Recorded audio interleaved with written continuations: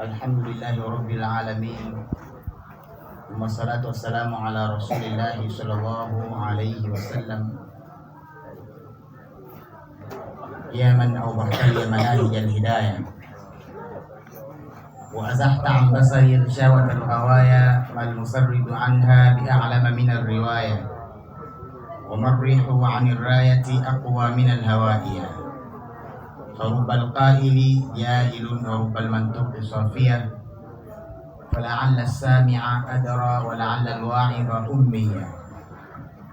Baida anni dhu hirsi bima sa'ban jila'u jaliyah, ma min 'abdi ikhtudara fi bahthi ruhuli jibali sarandiba, wa asnada munahu ila shaykhihi yasbahu mujadun wa huwa mawhibi, fal fawzu liman ruziqa al-lubu wal iqabu liman 'anada at-tawbah. Wassalatu wassalamu ala rasulillahi sallallahu alaihi wasallam. Amma ba'du, baada ya kumshukuru Allah tabaraka wa taala na kuzitaka ziada za kheri zimwendee mtukufu wa daraja, na isi mwingine ni Bwana Mtume Muhammadin sallallahu alaihi wasallam. Ndugu zangu, wazee wangu, wanafunzi wenzangu, pamoja na wageni wote ambao mmehudhuria katika jambo letu hili adhimu, kwanza nitoe shukurani kwa Allah tabaraka wa taala kwa kutupa siha ambayo inatufanya tuweze kutikisa walau ndimi kuzungumza chochote kile mbele yenu.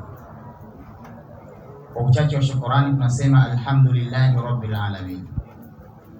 Lakini kwa mara ya pili tunamshukuru tena Allah tabaraka wa taala kwa kuweza kuacha majambo yenu toka jana usiku mpaka leo asubuhi, na mpaka pale Allah tabaraka wa taala atakapowafikisha kumalizika jambo hili.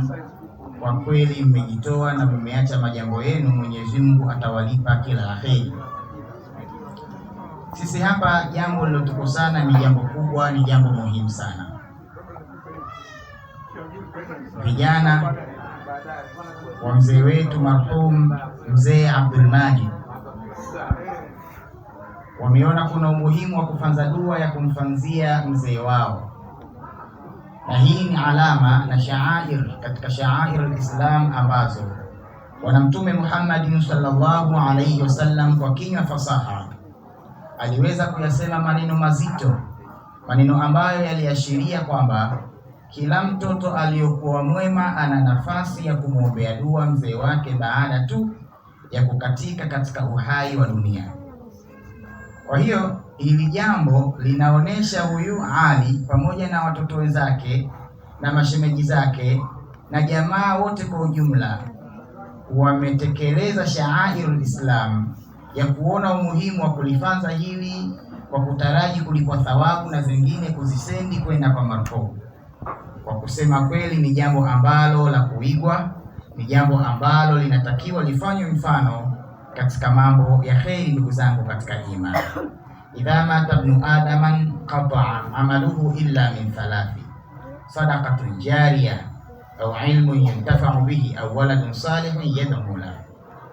Hii ni athari katika athari ambazo zinatakiwa zifanyiwe kazi. Mwenyezi Mungu katika suratu Yasin alikuwa anasema inna nahnu nuhyil mauta wa naktubu ma qaddamu wa atharahum wa kulla shay'in ahsaynahu fi imamin mubin. Allah tabaraka wa taala ameanza maneno kuyaakidisha na inna. Mwenyezi Mungu anasema inna nahnu nuhyil mauta, umeitangulia ulimi, sio inna ya taukid. Anasema sisi tunahuisha watu waliokufa, wanaktubu ma qaddamu wa atharahum, na tunaandika walioyatanguliza na athari zao walizoziacha duniani. Wa kulla shay'in, na kila kitu ahsaynahu fi imamin mubin, kipo katika udhibiti, tutakidhibiti